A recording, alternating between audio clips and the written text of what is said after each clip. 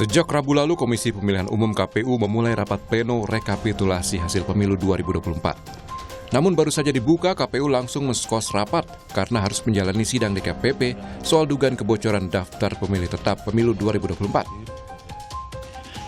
Oleh karena itu, sementara kita skors, nanti kita lanjutkan setelah kami selesai mengikuti atau menghadiri sidang DKPP. Demikian rapat pleno kita skors sementara. Partai Nasdem menduga dipanggilnya komisioner KPU dalam sidang DKPP menjadi pertanda tidak baik dalam berlangsungnya rekapitulasi hasil pemilu. Maka itu penyelidikan pelanggaran terkait pemilu lewat hak angket di DPR memang perlu dilakukan. Satu pertanda yang tidak baik ya. Hari pertama mereka sudah harus menghadapi dugaan pelanggaran etik. Itu kan serius. Serius sekali, DKPP itu kan Dewan Etik. Jadi kita tidak tahu ke depan sidang-sidang ini saya duga akan mengganggu pleno.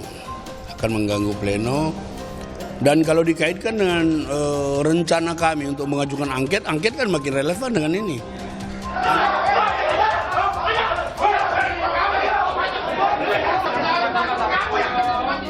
Sebelumnya sejumlah protes mewarnai perhitungan suara di daerah. Diduga perolehan suaranya hilang, calon anggota legislatif DPRD Lombok Tengah dari Partai Golkar mengamuk saat pleno rekapitulasi suara. Bahkan caleg bernama Ahmad Halim ini hampir adu jotos dengan panitia penyelenggara pemilu kecamatan. Beruntung amukannya dapat diredam, aparat TNI dan Polri yang siaga mengamankan jalannya rapat rekapitulasi di tingkat PPK.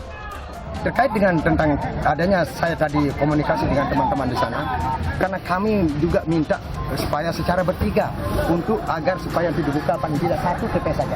Tapi tetap juga tidak mau. Kalau dugaan kecurangan di TPS mana saja, Bang? Ya, yang pertama ini di TPS Pananinda sudah ada, tapi sudah dibuka dan sudah kelihatan suara saya ada tujuh suara. Clear, sudah tidak ada malah.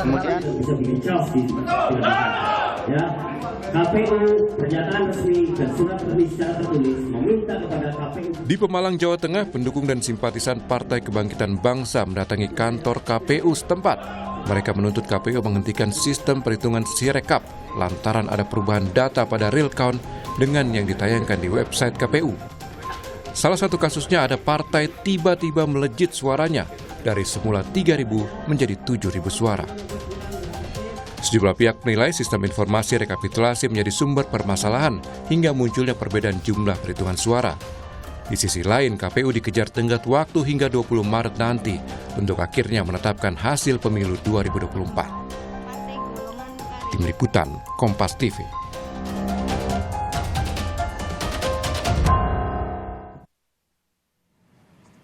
Saudara, rapat pleno rekapitulasi hasil pemilu 2024 menjadi ajang protes sejumlah saksi. Salah satunya adalah mempersoalkan hasil yang ada di Sirekap yang dinilai tidak akurat. Adakah persoalan lain yang kemudian muncul sebelumnya? Atau justru persoalan itu terbuka saat rekapitulasi yang tengah berlangsung saat ini? Kita akan membahasnya di pagi hari ini bersama dengan Komisioner KPU 2017 hingga 2022, sudah ada Pak Ilham Saputra. Selamat pagi melalui sambungan Zoom. Pak Ilham. Mbak Disti. Ya, pagi ya. Apa kabar? Baik, alhamdulillah. Ya, dan juga ada di studio, ada Dewan Pembina Perludem, sudah ada Mbak Titi Anggraini. Assalamualaikum Mbak Titi. Waalaikumsalam. Kabar baik ya? Alhamdulillah. Ya, dan juga ada Direktur Sengketa Proses Tim Hukum Nasional Anies Muhaimin, sudah ada Mas Zaid Musafi. Selamat pagi, Assalamualaikum. Pagi, waalaikumsalam warahmatullahi wabarakatuh. Ya, ini kita masih membahas ya, kalau kita lihat dalam sempat di hold begitu kan karena memang ketua KPU bersama dengan komisionernya sempat dipanggil begitu ya. Saya ke Bung Zaid dulu. Bung Zaid, ini kan dalam 2 hari 3 hari rapat pleno ini sepertinya banyak yang mempersoalkan data di Sirekap, salah satunya adalah kubu Anda begitu. Sempat protes juga, apa sebenarnya yang diprotes? Jadi begini, kita itu dalam konteks undang-undang pemilu ya kan, itu ada perlindungan terhadap suara. Menaikkan atau mengurangkan suara itu adalah sebuah pidana dalam pemilu, sebagaimana di pasal 532 itu. Nah, dalam konteks Sirekap ini, ini selalu dibilangnya itu alat bantu, dan alat bantu. Tapi faktanya ketika Sirekap berhenti, perhitungan manual diinstruksikan pada tanggal 18 itu oleh KPU juga untuk berhenti. Loh, ini ada apa, kan publik jadi bertanya seperti ini. Nah, kami sendiri dari tim hukum Amin sudah bersurat itu sejak Desember ketika ada kedugaan kebocoran data DPT ke Bawaslu agar meminta diaudit sistem IT-nya. Nah, terus juga sebelum pencoblosan di tanggal 7 dan 12 Februari itu kita minta juga agar dilakukan audit terhadap Sirekap dan sistem IT ini. Dan faktanya hari ini kejadian. Betapa aneh ya, sebuah sistem dibangun bisa merubah suara sedemikian hingga. Itu seharusnya tidak boleh terjadi lah dalam konteks pemilu seperti ini.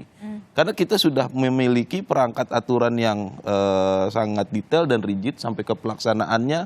Itu ada rekapitung, ya kan, ada tungsura itu di aturan di PKPU-nya itu. Jadi benar-benar signifikan tidak sesuai? Sangat, ya, kalau kita bilang sangat tidak sesuai lah apa yang diharapkan publik terhadap pelaksanaan pemilu ini dalam konteks penggunaan alat bantu Sirekap tersebut. Karena apa? Kita ini di zaman yang sudah modern ini seharusnya kita bisa mengkontrol dimanapun ada perolehan suara, ada penambahan suara, siapapun. Karena pesta rakyat, pesta demokrasi ini kan milik rakyat semua ya. Nah, aturan-aturan terhadap hitung suara itu sudah diatur detail, tapi sayangnya dengan alasan Sirekap ini ada permasalahan, jadi boleh di hold. Nah, tidak sebatas hanya di hold, tapi faktanya di lapangan pun ada perintah untuk memberhentikan. Nah, ini kan di lapangan jadi wajar warga itu menjadi curiga. Ada apa? Kenapa sampai gara-gara Sirekap, katanya Sirekap ini alat bantu, tapi ketika dia sebagai alat bantu, kok seolah-olah sampai memberhentikan proses yang manual berjenjang inilah kalau bahasa. Nah, ini yang kita pun sangat menyayangkan dan patut diduga ada pelanggaran-pelanggaran terjadi di sana. Untuk itu kita dari tim hukum ini kemarin pun sudah melaporkan secara resmi ke Bawaslu terkait Sirekap ini. Nah, itu jadi, tapi sayangnya Bawaslu tidak memproses laporan kami gitu. Alasannya? Jadi, dalam surat hanya tertulis tidak memenuhi syarat material. Nah, itu padahal bukti-buktinya sudah ada padahal disertakan. Buktinya ada, sudah kita sertakan. Dan berdasarkan Perbawaslu, itu harusnya kalau tidak mencukupi syarat formil atau tidak mencukupi syarat material, kita harus memenuhi apa? Ada konsultasinya dulu di situ. Betul, kita harus disampaikan. Itu ada waktu 2 hari agar kita melengkapi. Betul. Gitu kan? Nah, kalau kita dianggap kurang, kita melengkapi baik syarat formil ataupun syarat material. Tapi juga harus diingat, Bawaslu ini kan dalam bertindak ini kan tidak hanya dari laporan, dia juga harus ada dari temuan. Gitu. Taruhlah laporan kita secara syarat formil atau material kurang, tapi dengan adanya pengaduan ini harusnya menjadi sebuah temuan dong bagi Bawaslu. Nah, ini juga kita sangat menyayangkan, makanya kita total ada 6 laporan ke DKPP terhadap Bawaslu. Ada 6 laporan ke DKPP. Oke, Pak Ilham, gimana nih soal permasalahan ini? Anda pernah berada di KPU RI 2017 kalau tidak salah sampai 2022 begitu. Koreksi kalau saya salah. Permasalahan semacam ini Anda melihatnya kok bisa ya terjadi di pemilu 2024, semakin kompleks sepertinya? Ya, pertama adalah mungkin sosialisasi terhadap penggunaan Sirekap pada pemilu 2024. Kami ketika melaksanakan konsep Sirekap ini, kami buat ketika pelaksanaan pilkada 2020 dan uji cobanya sangat begitu masif ya di beberapa provinsi, beberapa kabupaten kota, hampir semua kita melakukan uji coba. Dan itu sangat membantu ketika kami melakukan Sirekap pada Pilkada 2020, walaupun sekali lagi Pilkada 2020 ini skupnya adalah lokal ya, daerah provinsi dan kabupaten kota, dan tidak seluruh Indonesia. Dan kami juga membatasi jika memang tidak mampu untuk mengirimkan Sirekap, maka karena ini terkait dengan sinyal, maka itu diperbolehkan nanti ketika di kecamatan dan beberapa tempat lain yang kemudian bisa mendapatkan sinyal. Nah, hari ini saya agak nggak bingung juga gitu ya. Pertama, kami memang sudah membuat MOU di periode kami, MOU dengan ITB untuk kemudian membuat konsep Sirekap pemilu 2024. Tetapi saya tidak tahu bagaimana kelanjutannya karena sejak kami demisioner, kami kurang lagi diajak diskusi, diajak bicara terkait dengan penggunaan Sirekap ini. Kami hanya kemudian setelah di masa peninggalan kami membuat MOU dengan ITB, kami minta agar kemudian ITB bisa membaca atau melakukan Sirekap sama seperti Pilkada 2020 lalu. Nah ini kami minta ITB untuk membuat desainnya, bagaimana prosedurnya dan sebagainya. Nah sejak itu saya terus terang tidak tahu bagaimana bisnis prosesnya terkait dengan penggunaan Sirekap ini. Termasuk juga masih bekerja sama dengan ITB atau tidak juga berarti Pak Ilham juga sudah tidak tahu menahu soal itu. Wah kita nggak tahu, nggak pernah diajak ngobrol juga soal itu. Sejak kami demisioner kami tidak pernah diundang khusus untuk membahas itu ya. Jadi itu. Nah kemudian kedua adalah saya setuju dengan apa yang disampaikan oleh teman saya tadi, bahwa memang harusnya tidak ada perintah untuk melakukan penghentian rekap di kecamatan. Kenapa? Karena justru harusnya Sirekap menggunakan data manual yang C1 manual yang digunakan di kecamatan untuk diperbaiki Sirekapnya. Jadi itu yang harus dilakukan, bukan malah sebaliknya Sirekap kemudian seakan-akan ya, walaupun saya tidak tahu bagaimana teknisnya, seakan-akan menyesuaikan gitu loh dengan disesuaikan gitu loh. Nah ini yang agak berbahaya menurut saya. Tidak perlu ada perintah penghentian, bahkan perintah penghentian ini pun sebetulnya bukan surat edaran ya, tapi surat dinas dari sekretariat kepada teman-teman KPU di beberapa daerah, dan KPU provinsi berdasarkan surat itu membuat surat edaran kepada teman-teman di bawah. Nah ini secara hukum juga berbahaya menurut saya karena tidak ada perintah langsung dari komisioner seperti itu. Dari pengalaman Anda, Pak Ilham, apa yang kemudian ini kan tadi Mas Zaid bilang katanya tiba-tiba ada yang signifikan sekali, tiba-tiba ada yang suaranya hilang. Memang bisa seperti itu begitu pas Anda masih berada di KPU? Ya dulu ketika di KPU penggunaan pemilu legislatif dan presiden tahun 2019 kami menggunakan sistem informasi penghitungan ya, Situng namanya. Ini beda dengan Sirekap. Kalau Sirekap kan based by kamera, menggunakan kamera dibaca OMR dan OCR-nya, kemudian nanti sistemnya membaca apa yang ditulis di C Plano. Berbeda dengan Situng. Situng itu C1 di setiap TPS diupload, kemudian disampaikan di server KPU. Jadi semua orang tahu apa kesalahan yang terjadi di formulir C1 tersebut. Nah itu diperbaiki kemudian ketika rekap kecamatan, juga nanti rekap kabupaten sampai rekap nasional. Jadi base-nya adalah sekali lagi Situng itu betul-betul sebagai pertama alat transparansi, kedua adalah sebagai alat bantu agar semua masyarakat mengetahui di mana titik kesalahan dari teman-teman KPPS mengisi formulir C1. Dan itu bisa diperbaiki di rekapitulasi di kecamatan. Nah, Sirekap ini sebetulnya fungsinya sama, tetapi menjadi carut marut ketika penggunaannya sangat menimbulkan kecurigaan karena tadi seperti kata Bang Zaid ada penggelembungan kesannya, kemudian juga ada perbaikan-perbaikan yang seharusnya tidak menghentikan rekapitulasi kecamatan, sehingga kecurigaan ini tidak bisa dihindari seperti itu. Oke, kalau menurut Anda Pak Ilham, jadi sebenarnya ini kurang sosialisasi atau memang kurang siap sebenarnya? Ya saya kira seperti itu ya, karena memang sebetulnya blueprint-nya sudah kita buat. Bahkan kami sudah pernah membuat buku bagaimana blueprint Sirekap ketika Pilkada 2020, bagaimana penggunaannya, apa kekurangannya itu sudah ada ya. Nah, tapi ini kan coba bisa dicek lah, bisa mungkin di interview teman-teman di bawah. Apakah pernah ada uji coba Sirekap yang secara masif? Saya tidak tahu. Kemudian juga apakah petugas KPPS-nya juga diberikan pengetahuan gitu ya, atau kemudian pelatihan terhadap penggunaan Sirekap tersebut. Bahkan juga pernah disampaikan bahwa ada beberapa KPPS yang menggunakan banyak foto. Kalau kami dulu di Pilkada, kami memberikan tanggung jawab kepada KPPS berapa yang menggunakan handphone untuk difoto. Tidak semuanya untuk kemudian memfoto hasil dari C Plano tersebut. Sehingga ada penanggung jawabnya di setiap petugas KPPS. Jadi legit ya kalau misalkan ini yang harus bertanggung jawab begitu ya, Pak Ilham ya? Betul. Oke, baik Mbak Titi, ini gimana ya pemilu 2024 ini kalau sesuai dengan judul karut-marut penghitungan suara pemilu 2024. Anda memang mengkritik betul soal ini dan sebenarnya dari mana sebenarnya salahnya dan bisa nggak dibenerin? Ya, ini kontribusi banyak hal ya. Dari mulai tidak direvisinya Undang-Undang Pemilu, problem dalam rekrutmen penyelenggara pemilu, termasuk juga saya kira tata kelola internal atau kepemimpinan di KPU sendiri. Karena kalau kita lihat tadi pernyataan Pak Ilham agak ironis juga.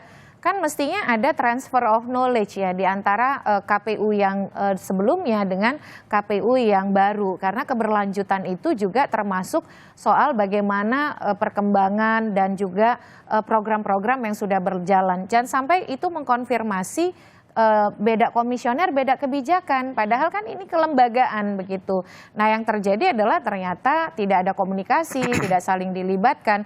Di sini terlihat sekali ya egonya itu ternyata dominan begitu.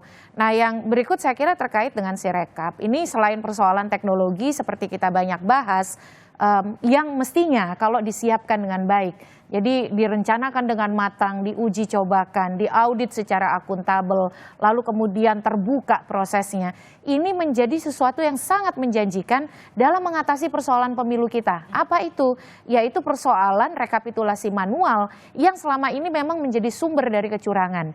Nah oleh karena itu dengan misalnya teknologi kita bisa memotong mata rantai itu dan di pemilu yang akan datang kita bisa punya rekap elektronik yang menggantikan rekap manual. Jadi sebenarnya ini bisa jadi breakthrough membangun kepercayaan publik terhadap penataan pemilu ke depan. Tapi kan sayangnya problem teknologi saja tidak bisa dijelaskan dengan baik. Nah yang kedua menurut saya problem besar dari Sirekap ini adalah pada sosialisasi dan komunikasi publik ya. Jadi sosialisasinya tidak mampu menjangkau dengan baik para pengguna, bukan hanya masyarakat awam, tetapi yang paling terpapar dari Sirekap itu adalah peserta. Peserta itu ada pasangan calon, ada caleg. Caleg itu tidak semua seideal yang kita bayangkan. Kenapa harus resah kalau rekapnya berbeda di Sirekap? Kan saksi partai ada. Nah tidak seperti itu di lapangan. Realitasnya tidak semua partai punya saksi, tidak semua saksi, termasuk tidak semua caleg, termasuk caleg perempuan itu bisa mengakses C-hasil atau salinan C-hasil. Karena misalnya ada problem juga di internal partai.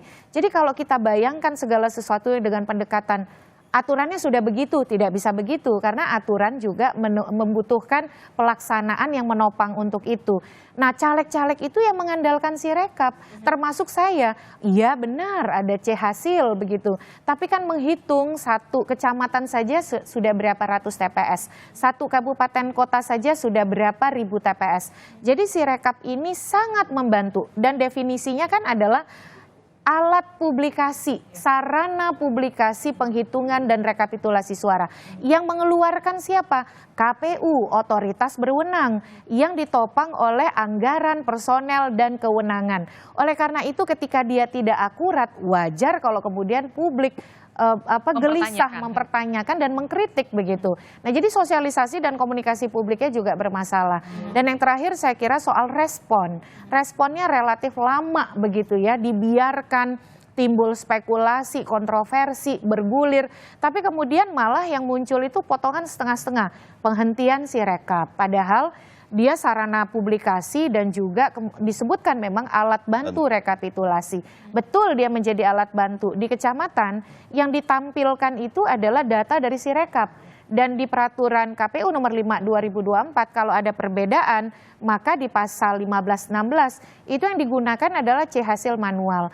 Jadi yang dibutuhkan itu adalah sosialisasi komunikasi publik yang baik, bukan dengan kemudian tiba-tiba mengambil kebijakan, kebijakannya juga kurang transparan dan akuntabel, penghentian akhirnya muncul lagi spekulasi baru. Jadi saya kira memang agak jelimet ya problem kita gitu. Ada problem teknologinya sendiri, ada problem sosialisasi, problem kapasitas KPU-nya, termasuk juga problem komunikasi dan responsivitas KPU. Jadi ya memang mau tidak mau harus dipaksa berbenah begitu. Dan saya kira tadi ya laporan-laporan terhadap Bawaslu itu juga dirasakan oleh teman-teman. Misalnya penolakan laporan itu cuman dengan bahasa tidak memenuhi syarat formil, tidak memenuhi syarat material. Tapi tidak dijelaskan. Yang mananya materialnya gitu. Karena kita ketika menjadi pelapor, itu kita menjelaskan. yang dilanggar pasal berapa, kronologisnya, unsurnya, saksinya. Jadi kalau tidak memenuhi material berarti kan itu dianggap bukan pelanggaran. Kenapa tidak dianggap pelanggaran tuh kenapa? Begitu, sementara proses pembuktian belum berlangsung, saksi-saksi belum misalnya didengar. Nah ini yang menurut saya dua-dua pihak ini memang harus berbenah begitu. Jadi Anda melihat Bawaslu dan juga KPU ini memang sudah saatnya berbenah.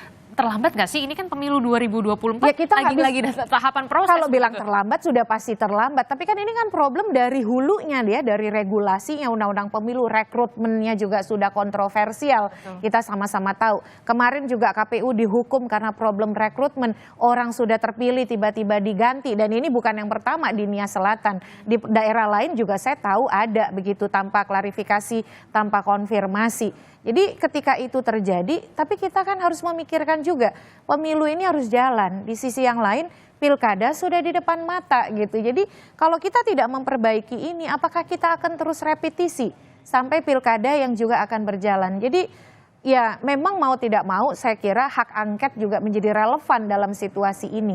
Bukan karena kita ingin mendelegitimasi, tapi justru menjadi pembelajaran untuk pembenahan elektoral kita. Dan jangan tabu juga, sebelumnya sudah pernah di 2009. Dan itu bertujuan untuk memperbaiki tahapan dan juga memperbaiki rekrutmen. 2009 itu rekomendasi hak angket adalah pemberhentian anggota KPU dalam tempo yang secepatnya. Dan itu diikuti oleh perubahan undang-undang pemilu yang memperbaiki mekanisme rekrutmen dan juga kemudian diikuti dengan perbaikan pemutakhiran data pemilih. Jadi jangan bayangkan terlalu pragmatis partisan begitu ya, tapi kepentingan penataan pemilu itu juga menjadi relevan dilakukan melalui hak angket. Karena kepentingan semua partai dan semua pasangan calon saya kira. Oke, jadi kalau Anda melihat hak angket ini bisa jadi relevan begitu, bisa juga jadi bahan evaluasi untuk KPU dan juga Bawaslu di pemilu 2024 ini yang kemudian bisa dikatakan, loh kok jadi begini ya begitu ya. Nah, bagaimana kemudian respon dari Pak Ilham selaku yang pernah menjadi komisioner KPU di 2017 hingga 2022, apakah kemudian juga perlu ada pembenahan yang begitu komprehensif agar pemilu 2024 dan pemilu selanjutnya ini tidak terjadi lagi? Jangan dijawab dulu Pak Ilham, kita akan jeda dulu sejenak, tetaplah bersama kami di Sapa Indonesia Pagi.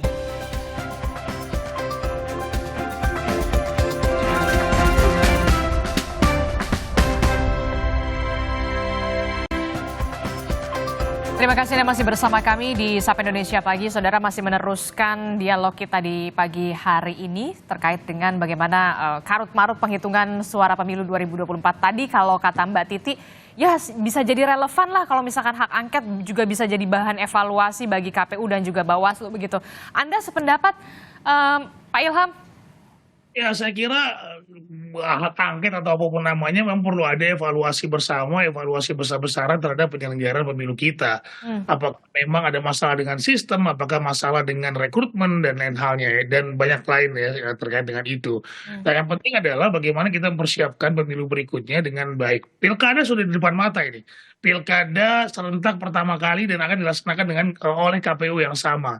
Nah ini bagaimana kita memperbaiki, misalnya akan menggunakan Sirekap lagi. Bagaimana Sirekap yang digunakan benar-benar nanti bisa menghasilkan data yang akurat dan tidak menimbulkan sangka dan curiga dari peserta pemilu maupun dari masyarakat. Jadi sebetulnya panjang sekali yang harus kemudian kita persiapkan. Dan harusnya kalau dalam undang-undang pilkada itu setahun sebelum pelaksanaan pilkada itu bulan November tahun 2024 itu sudah harus ada persiapan. Saya tidak melihat launching pilkada yang dilaksanakan oleh KPU menggaungkan tentang bagaimana pilkada ini juga harus disiapkan oleh KPU. Masyarakat juga harus tahu bagaimana pelaksanaan pilkada ini, bagaimana cara memilihnya, apakah menggunakan Sirekap lagi dan sebagainya. Nah ini apakah sudah ada atau belum saya tidak tahu, saya tidak melihat itu ya terkait dengan persiapan pilkada ke depan. Nah oleh karenanya saya kira saya setuju saja bagaimana bentuk evaluasinya, apakah hak angket atau apapun namanya yang kemudian bisa membuat pemilu ke depan jauh lebih baik dibandingkan dengan saat ini. Oke, kalau tadi kan disebut ya ketika Sirekap itu bermasalah begitu ada penghentian sementara di tingkat kecamatan. Memang seperti itu prosedurnya Pak Ilham, kalau dari pengalaman Anda begitu? Saya sudah sampaikan tadi. Jadi kalau kami dulu menggunakan situng ya, menggunakan situng, sistem informasi penghitungan suara yang kemudian itu justru situngnya yang kemudian diperbaiki oleh rekap manual. Oke. Manual didapat informasinya, dibuat pendapat hasilnya, ya hasil tersebut yang kemudian memperbaiki situng yang kemudian nanti didapatkan dari rekapitulasi kecamatan formulir D kalau saya tidak salah ketika itu formulir D nanti disampaikan juga di-upload di situng tersebut sehingga ketahuan mana yang salah, mana yang sudah diperbaiki, gitu Pak. Oke, jadi Anda bisa mengatakan ya tidak tepat begitu ya ketika penghitungan di kecamatan itu justru dihentikan sementara begitu Pak Ilham. Menimbulkan fitnah dan sakwa-sangka termasuk ini apa saja itu pasti marah besar itu karena memang pertama secara hukum ya itu tidak keluar surat edarannya dari KPU, bukan ditangani oleh ketua KPU. Coba Anda lihat ya, mungkin base dari perintah di WA ya. By WhatsApp. By WhatsApp. Dan bahkan itu eselon 2 atau eselon 3, saya tidak tahu. Ini soal manajemen pemilu ya, soal bagaimana kemudian kita mempersiapkan segala sesuatunya dengan firm. Karena kalau tidak, nanti secara hukum akan digugat. Titi Anggraini lebih paham soal ini dibandingkan saya. Ya, administrasinya, materialnya dan sebagainya itu penting untuk kemudian disiapkan dari awal. Nah, kedua adalah penghentian itu tidak bisa dilakukan dengan kemudian tiba-tiba dengan alasan memperbaiki Sirekap. Sirekap ini alat bantu, harusnya alat bantu yang kemudian menyesuaikan dengan rekapitulasi manual seperti yang ada di Undang-Undang 7 tahun 2017 yang menyampaikan bahwa hasil resmi adalah rekapitulasi manual. Seperti itu. Mbak Said. Siap. Jadi betul, kita sangat menyayangkan. Jadi gini, ada nggak sih dasar hukum menghentikan hitung manual sementara, ya kan? Karena alasan Sirekap itu lagi diperbaiki, itu nggak ada. Itu nggak ada. Artinya apa? Ya boleh jadi ini langkah yang tidak resmi ya dalam permintaan KPU kepada, saya nggak bisa bilang KPU kalau ternyata kan memang bukan ketua KPU yang tanda tanganin, bukan sign surat itu langsung ke bawah. Apakah ini perbuatan melawan hukum ya? Patut diduga ini adalah perbuatan melawan hukum dengan perintah menghentikan itu. Karena di sisi lain gini Pak, kalau memang itu adalah perbuatan yang sudah disesuaikan dengan PKPU terkait rekapitung, ya kan, itu kita bisa nerima secara nalar apabila Sirekap dihentikan sementara karena penghitungan manual dihentikan sementara karena si rekap lagi diperbaiki dan itu diatur dalam aturan sumpama. Dan ini kan dalam aturan nggak ada karena memang hanya ada surat edaran itu pun bukan komisioner yang tangani, dan dalam catatan kita ternyata surat edaran itu pun tidak diberitahukan ke Komisi 2 DPR selaku legislatif yang menangani masalah pemilu. Ini kan problem lagi jadinya. Jadi ada beberapa problem mengenai penghitungan dan karut-marut ini memang harus segera ditindak. Jangan nunggu nanti gitu. Apakah mekanisme politik yang akan ditempuh ataukah mekanisme hukum. Mekanisme hukum kami dari tim hukum sudah menempuh upaya hukum dengan melaporkan ini ke Bawaslu. Tapi faktanya Bawaslu seperti itu gitu kan. Ini yang kami pun akan melakukan upaya hukum selanjutnya. Dan juga yang kita sayangkan, kita dapat informasi juga dari tim deputi saksi kita, faktanya di lapangan itu beberapa TPS ada kejadian juga, itu bahwasannya kita terinfo itu, Sirekap ini yang dijadiin patokan untuk menghitung di manualnya. Nah ini kan juga semakin nggak benar gitu kan. Nah problem-problem ini harusnya KPU ini bisa lebih responsif ya dalam mengambil keputusan, dalam menyikapi problem-problem ini. Karena kalau tidak ya kita akan semakin karut-marut dalam menghitung keabsahan suara yang sudah direkap di tingkatan kabupaten, kota, ataupun nanti di provinsi, ataupun sampai ke nasional. Ini bukan hal yang sepele gitu loh dalam proses pemilu ini. Ini harus segera disikapi dan saya rasa KPU harus segera berbenah, jangan nunggu nanti gitu loh. Dan di sisi lain kita mengingatkan secara tegas kepada Bawaslu, Bawaslu ini perannya ini punya pengawas pemilu loh. Kondisi-kondisi ini kenapa dibiarkan? Ketika kita melapor dengan mekanisme yang sudah kita pandang benar sesuai ketentuan, hanya membalas atau menolak dengan alasan tidak cukup syarat material dan syarat formil. Itu pun kita tidak diinfokan apa yang menjadi kekurangan itu. Nah, ini juga akan jangan sampai problem ini terus berlanjut gitu. Ini kan akan menjadi permasalahan yang signifikan ke depannya. Oke, Mbak Titi, kalau Anda melihatnya sebenarnya ini yang punya kelemahan Sirekapnya. Kalau saya melihat ini sebenarnya apa ya, niatnya baik supaya publikasi, transparansi begitu kepada publik, kepada masyarakat. Apalagi kalau kita lihat anggarannya tidak main-main, begitu Mbak Titi. Jadi sebenarnya Anda melihat kelemahannya itu di Sirekapnya atau memang di manajemennya orangnya nih gitu loh? Ya, teknologi itu sesuatu yang mestinya memudahkan dan kemudian membuat kualitas tahapan pemilu kita menjadi lebih baik begitu ya. Bahkan di pilkada pun sudah ada putusan Mahkamah Konstitusi yang membolehkan pemungutan suara elektronik. Tapi Mahkamah Konstitusi beri penekanan, satu, penggunaan teknologi harus menempatkan pemenuhan asas pemilu luber jurdil. Itu jangan dilanggar. Yang kedua, teknologi itu harus dipilih berdasarkan betul-betul prasyarat memastikan teknologi yang reliable, yang bisa diandalkan begitu. Dilakukan uji coba berulang, audit oleh institusi yang punya otoritas, dan kemudian penyelenggaranya, petugasnya disiapkan dengan baik. Dan yang terakhir, pemilih atau masyarakatnya juga tersosialisasi dengan baik. Nah, evaluasi itu bisa kita lakukan terhadap Sirekap. Nah, Sirekap ini kan sebenarnya bukan hanya saat ini inisiatifnya. Di era Pak Hadar Nafis Gumai dan kawan-kawan pada waktu itu sudah dimulai menghadirkan situng. Situng itu adalah membuka yang gelap menjadi terang. Karena kenapa? Rekap manual berjenjang itu selama ini tidak bisa diakses luas oleh masyarakat. Yang hadir hanya saksi-saksi partai. Lalu kemudian hasil TPS itu diunggah dan semua bisa melihat. Itu adalah hasil TPS asli terbesar di dunia yang dikompilasi di dalam satu server dan itu dibuka oleh publik. Hanya Indonesia yang punya. Jadi hanya Indonesia yang punya, yang melihat, memperlihatkan hasil otentik dari TPS yang betul-betul memperlihatkan gambaran secara utuh. Secara transparansi sebenarnya sudah sangat bagus, tapi transparansi dan niat baik saja tidak cukup. Karena transparansi dia akan diikuti oleh kebutuhan untuk meningkatkan akuntabilitas. Karena kan masyarakat tahu nih, karena masyarakat tahu dia jadi ambil peran berpartisipasi. Oleh karena itu dia menghendaki yang transparan itu akuntabel, benar. Angka yang dibuka itu kan jadi ketahuan, oh ada angka yang salah, ada angka yang tidak salah. Nah harusnya ketika ditemukan ada permasalahan, yang dibutuhkan untuk mewujudkan akuntabilitas itu apa? Responsif kan? Responsif merespon adanya temuan kesalahan, adanya temuan ketidakakuratan, dan kemudian komunikasi publik yang baik. Nah ini yang saya kira masalahnya selain tadi di soal teknologi juga akuntabilitas keterbukaan soal auditnya oleh siapa, berapa kali diaudit, lalu uji coba berulangnya berapa kali, itu tidak sampai ke publik. Akhirnya publik berpikir dengan logika spekulatifnya sendiri gitu, dan itu tidak salah.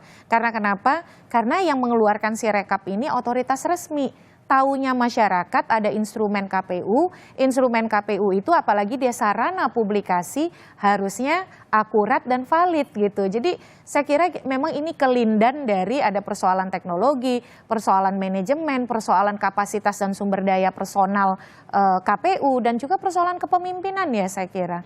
Ego sektoral, dan itu sulit dibantah saya kira. Oke, kalau kita melihat ini pilpres, pileg begitu ya, pemilu begini nih, masih begini ya begitu. Nah, yang udah di depan mata kan pilkada nih Mbak Titi.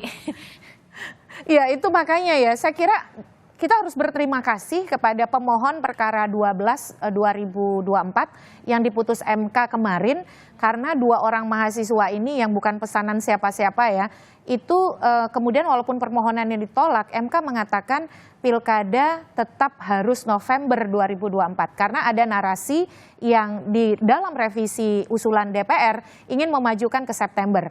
Sayangnya KPU Bawaslu-nya bilang kami siap karena itu bisnis as usual-nya kami gitulah. Nah sekarang pemilu saja begini, apalagi kalau pilkada dimajukan ke September. Pilkada di November itu MK menekankan agar kita konsisten dan tidak mengganggu desain konstitusional yang sudah kita rancang, dan juga menghindari tumpukan atau irisan tahapan. Nah setuju dengan Pak Ilham tadi ya, kalau KPU tidak berbenah dan Bawaslu tidak berbenah, harusnya ada efek jera yang lebih kuat terhadap mereka. Karena kenapa? Yang dipertaruhkan ini urusan publik. Contoh, mengirim lebih awal surat suara ke Taipei, akhirnya dinyatakan surat suara rusak. Berapa kerugian uang negara yang harus dirasakan? Betul. Yang kedua, simulasi ada 3 pasangan calon, surat suaranya hanya 2 pasangan calon. Akhirnya simulasi ulang. Berapa kerugian keuangan negara yang harus dirasakan? Yang di Malaysia? Yang di Malaysia, 7 PPLN menjadi tersangka karena karut-marut di dalam pemutahiran data pemilih. Dan saya mendengar informasi katanya ada ghost Pantarlih. Pantarlihnya tidak pernah datang ke Malaysia tapi operator dari Jakarta. Informasi yang saya dengar ya. Nah, hal-hal seperti itu kan merusak kepercayaan publik, tapi yang lebih menyedihkan, itu merugikan keuangan negara loh, akibat ketidakcakapan, dan kemudian dalihnya kok sederhana sekali, human error. Human error tidak akan terjadi kalau kepemimpinannya baik, tata kelolanya profesional, dan cakap begitu. Jadi saya kira kita jangan menutup diri, ini persoalan bangsa, jangan karena kita punya kepentingan partisan misalnya, hanya karena ingin menjaga suara kita supaya tidak terganggu, kita menutup mata dan mengatakan, oh pemilu kita bagus, baik, kualitasnya luar biasa, padahal realitas permasalahan ada di depan mata. Jadi bagi saya sih tempatkan masa depan demokrasi dan kualitas demokrasi kita daripada kepentingan pragmatis gitu. Akui saja bahwa memang ada banyak persoalan di pemilu 2024. Dan tadi Anda melihat, Anda menyebut efek jerahnya mungkin salah satunya adalah yang paling relevan hak angket begitu? Iya, salah satunya dan termasuk juga DKPP, gunakanlah nalar publik.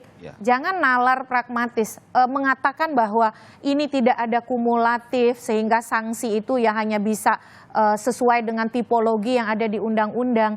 Kenapa sanksinya itu nggak pernah naik kelas gitu? Artinya kalau pelanggaran itu berulang tidak ada efek jera, tidak ada kemudian peningkatan atau perbaikan etika kan? Etika yang menyangkut integritas dan profesionalitas. Dan kalau itu kemudian terus ditolerir dengan pendekatan permisif, masyarakat tuh kemana lagi mencari perbaikan. Jadi bagi saya sih... Mau lapor kemana lagi? Betul. Dan selama ini kan selalu dibilang, kan salurannya sudah ada, tinggal lapor, tinggal lapor. Ternyata institusi formalnya kurang bekerja dengan baik. Oleh karena itu bagi saya sih DKPP harus kemudian tidak menutup dari suara dan nalar publik. Yang kedua, angket itu jangan dianggap sebagai delegitimasi, tapi justru dia sebagai bagian dari perbaikan demokrasi dan pemilu kita secara jangka panjang dan juga untuk pilkada supaya tidak direplikasi di pilkada kita gitu. Oke. Pak Ilham, kalau menurut Anda begitu ya, ini kan sepertinya apa ya? Seperti memperbaiki benang yang kusut begitu ya, mengurai benang yang kusut begitu, tapi harus cepat-cepat begitu. Apalagi pilkada udah di depan mata, bulan November tinggal berapa bulan lagi. Anda optimis? Ya, dengan kondisi seperti saat ini tentu optimisme jadi agak berkurang ya, bahwa kemudian soal-soal seperti yang disampaikan Bu Titi tadi terkait dengan berbagai masalah logistik dan berbagai masalah sirekap dan banyak lagi hal lainnya, apakah ini bisa diperbaiki sementara mereka juga disibukkan dengan rekapitulasi sampai 20 Maret. Nah, kemudian juga nanti mereka akan menghadapi jika ada gugatan ke Mahkamah Konstitusi ya. Nah, ini tentu sekali lagi saya belum mendengar gaung pilkada ini sendiri yang sudah disosialisasikan kepada masyarakat. Nah, sementara kita bicara soal pemilu yang kemarin mungkin banyak sekali evaluasi, apalagi kemudian nanti pelaksanaan pilkadanya, tidak segera dievaluasi, tidak dicermati dengan baik pelaksanaannya, dan mismanajemennya seperti apa yang akan dievaluasi, ini akan berbahaya karena ini seluruh provinsi dan kabupaten kota, dan pertama kali dalam sejarah pilkada kita ini diserentakkan pada bulan November 2024 yang akan datang. Nah, bagaimana KPU membuat penyelenggaraan pilkada ini jauh lebih baik dibandingkan pemilu 2024 misalnya. Alih-alih kita bicara soal pemilu 2029, karena yang akan dilaksanakan pilkada 2024 ini akan dilaksanakan oleh KPU yang sama. Nah, ini yang ingin saya sampaikan, bahwa kemudian jangan lupa ini ada pilkada, you boleh perbaiki atau kemudian menjalankan kewajiban mereka menjalankan pemilu 2024, tapi ada pilkada juga loh yang harus kemudian diselenggarakan oleh KPU yang sekarang. Oke, selanjutnya apa yang akan dilakukan? Lapor kemana lagi nih? Ya, 20 Maret loh nanti hasil rekapitulasinya. Baik, kita masih tetap optimis karena saluran hukum itu sudah kita tempuh termasuk ke DKPP ya. Jadi kita sampaikan secara tegas kepada DKPP demi nasib bangsa ke depan, demi pemilu yang berintegritas dan terpilihnya pemimpin yang legitimate, perlu diambil tindakan-tindakan yang tegas atau keputusan-keputusan yang tegas. Seperti yang sudah disampaikan tadi, sekalipun tidak ada dalam norma kumulatif mengenai pelanggaran etik itu, tapi saya rasa DKPP itu juga tidak semata-mata memutuskan itu berdasarkan sebagai corong undang-undang lah ya, normatif saja memberikan putusan. Ini fakta pelanggaran etik yang dilakukan KPU ini sudah sangat jelas. Sudah sangat jelas, artinya harus ada keputusan tegas. Kalau sarana politik mungkin ada yang namanya hak angket gitu kan. Tapi kan sarana hukum dalam hukum acara pemilu ini ya kita harus diputuskan di DKPP. Masih ada waktu untuk melakukan perubahan dan tidak perlu menunggu nanti gitu loh. Jadi kita sangat berharap DKPP mampu mengambil tindakan yang tegas. Saya coba sedikit kembali lagi dari temuan kita aja, dari 432 TPS aja itu ada penggelembungan total 300.000 suara. Kita punya 820.000 TPS. Nah ini bagaimana gitu kan? Nah artinya kalau tidak ada tindakan tegas, tidak ada keputusan yang tegas yang diambil dalam memperbaiki kondisi hari ini ya dalam konteks pemilu kita ini akan melahirkan pemimpin yang legitimasinya akan dipertanyakan oleh masyarakat ke depan. Proses ini proses yang seharusnya ditempuh dengan upaya hukum yang maksimal ya, dengan saluran-saluran hukum yang sudah ada. KPU kalau memang merasa tidak menjadi bagian dalam dugaan kecurangan yang disampaikan masyarakat, silakan diaudit secara terbuka. Dan responsif. Dan responsif gitu. Silakan kita tunggu. Kami ini dari tim hukum Amin ini sudah bersurat ini, kita minta bukan cuma mengundang auditor independen, kita minta perwakilan auditor dari masing-masing untuk membuktikan ke publik bahwasanya memang Sirekap ataupun mekanisme penghitungan ini sudah berjalan dengan baik dan benar sesuai ketentuan hukum yang ada. Kan kita udah punya pedomannya dalam rekapitung itu. Saya rasa dari KPU juga harus ada tindakan yang responsif ya apabila ingin memperbaiki kualitas pemilu khususnya di pemilu saat ini. Terakhir Mbak Titi, singkat saja, 20 Maret bisakah dengan karut-marutnya yang sudah terjadi ini kemudian akan soft landing gitu dengan... Ya ini bergantung pada semua pihak ya, termasuk juga kontrol publik dan kontrol media, serta kita memastikan tadi institusi-institusi formal itu bekerja. Jadi DKPP ya mestinya realistis saja, ada kepentingan yang jauh lebih besar untuk menyelamatkan pemilu kita dan muruah penyelenggara pemilu kita.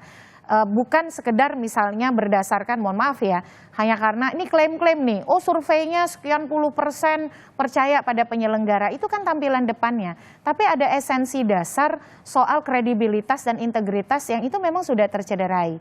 Jadi saya kira kita semua harus terus bersuara, tetapi di sisi yang lain penyelenggara juga harus membuka diri begitu. Karena ini yang dipertaruhkan adalah masa depan demokrasi kita.